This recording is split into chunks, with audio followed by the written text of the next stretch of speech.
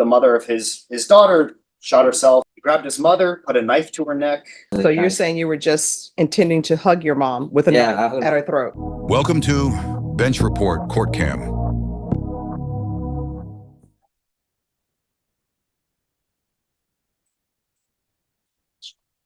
I don't know.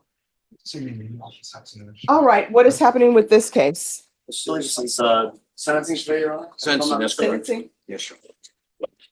All right, court is calling 2023 CR 6015, State of Texas versus Jonathan Olage. Can I have parties announced for the record for the state? Zach Dunn for the state, Your Honor. Defense? Carl Basil, Your Honor. And are you Mr. Olage? Yes, Your Honor. All right, according to the plea bargain agreement, you entered a plea of no contest on April 18th. According to the plea bargain agreement, punishments be assessed at a cap of 12 years in the prison. And the state is taking in consideration 4 cases. And there are the conditions of affirmative finding of family violence and no contact. Yes. All right. Have both parties had a chance to review the PSI report? Yes, Your Honor, the state has. Yes, I have, Your Honor. Any objection?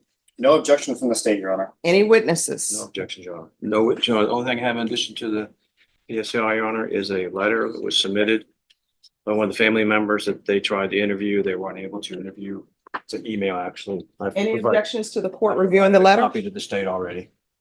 No objections.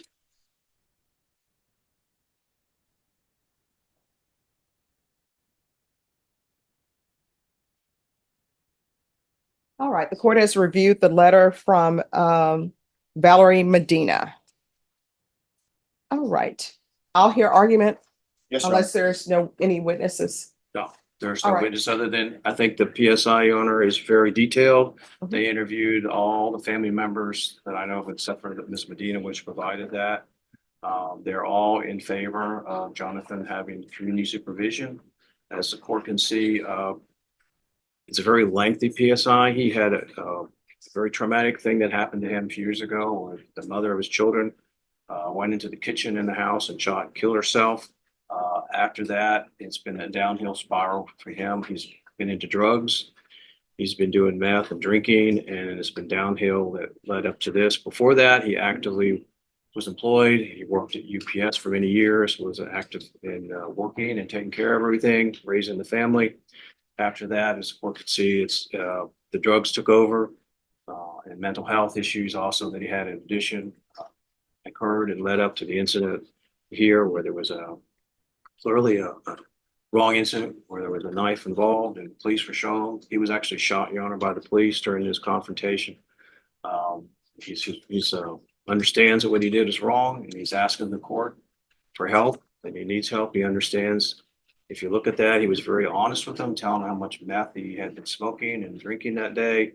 And in fact, he stated he doesn't really even remember that much about it. He was so high on meth. So there's no question he has a problem with that, Your Honor. He's asking the court to help. He has been worked up and been approved for DDR-F and for the MIC unit. So we're asking the court to grant deferred and give him treatment that he needs so that he can get his life together, get out and help take care of his children that he has. All right, state. Yes, Your Honor. And as is of course included with the stipulations, this is wherein the defendant assaults his partner, his girlfriend, inside a house, hitting her on the thigh, pulling her hair, striking her in the face. Officers arrive on scene, and then they witness the following events. Chasing the defendant, he basically grabbed his sister. She was able to break away. He grabbed his mother, put a knife to her neck, used her as a shield, if you will. And then he raised his knife as if to stab her. And that is when officers went ahead and discharged their firearm. There were multiple officers on scene. This is happening in real time while they're chasing him through the alley. The state absolutely understands the trauma wherein his partner, the mother of his daughter, shot herself, and he's going in the room and experiencing that trauma, and the state understands that. But in the PSI, it's multiple mentions of this being nothing but a misunderstanding and a lack of accountability. So the state would respectfully request incarceration And we believe this person is a danger to the community and a danger to himself and his family. All right, Mr. Oleghe, is there anything you wish to say? Yes, Your Honor. You want to raise your right hand for me, please? Do you solemnly swear or affirm the testimony you give will be the truth and nothing but the truth, so help you God? Yes, Your Honor. All right, you can lower your hand, state your name for the record. Jonathan Daniel Luggage. All right, what would you wish to say? I would like to say, Your Honor, that it was, if you could give me a chance to be a law-abiding citizen, I could do the deferred probation. That day, I wasn't trying to hurt my family at all. I was just trying to run away from the law.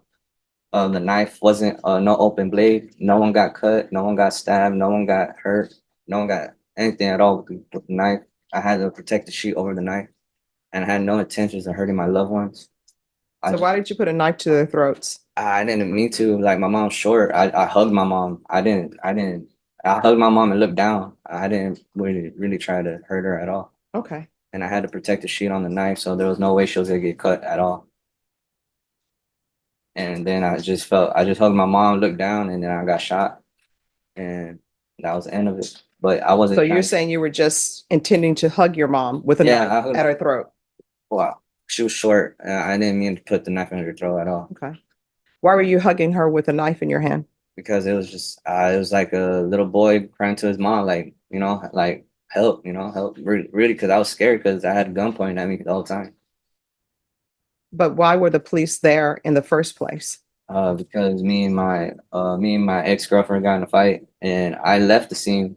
I already diffused the situation, and I was walking to the store, and then that's when the cop confronted me. And if you see in the body cam, I was walking away to the store, and that's when the cop, told me, hey, and I thought it was someone else. I turned around, I took out the knife, and then I saw it was a cop. He pointed his gun. I put the knife back in the sheet, and that's when I ran. And that's what led to everything. But I didn't try to hurt my sister at all, or my mom. I was just running away. All right. Any questions, defense? No, Your Honor. Any questions, state? No, Your Honor. All right, this is what the court is going to do. And Mr. Oleghe, I want you to know that I have listened to everything that you said. I always read everything very carefully, and sometimes I'll reread things as well. The court is going to deny your application. Court will find you guilty, sentence you to 12 years in the prison, give you credit for any time served. There's an affirmative finding of deadly weapon. There's an affirmative finding of family violence. There's to be no contact with Ashley Prieto, Valerie Medina, Andrea Oleghe. The court will take in consideration 2023 CR 6014, 2023 CR 6016, 2023 CR 6017, and 2023 CR 6018. Did you review the document entitled Trial Court Certification of Defendant's Rights to Appeal with your attorney? Did you understand it, and did you sign it?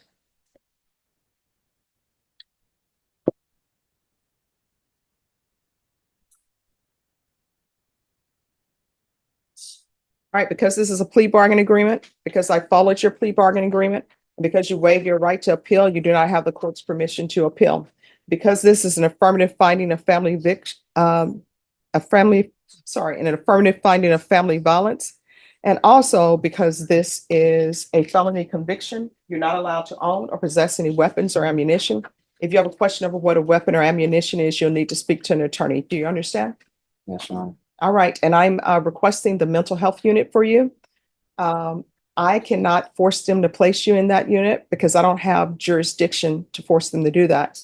But it will be in the judgment. You can ask for it. If you don't ask for it, they're not going to consider it. Do you understand? Yes, ma'am. All right, good luck to you. Thanks for watching. Stick around longer and click the highlighted videos to your right. See you there.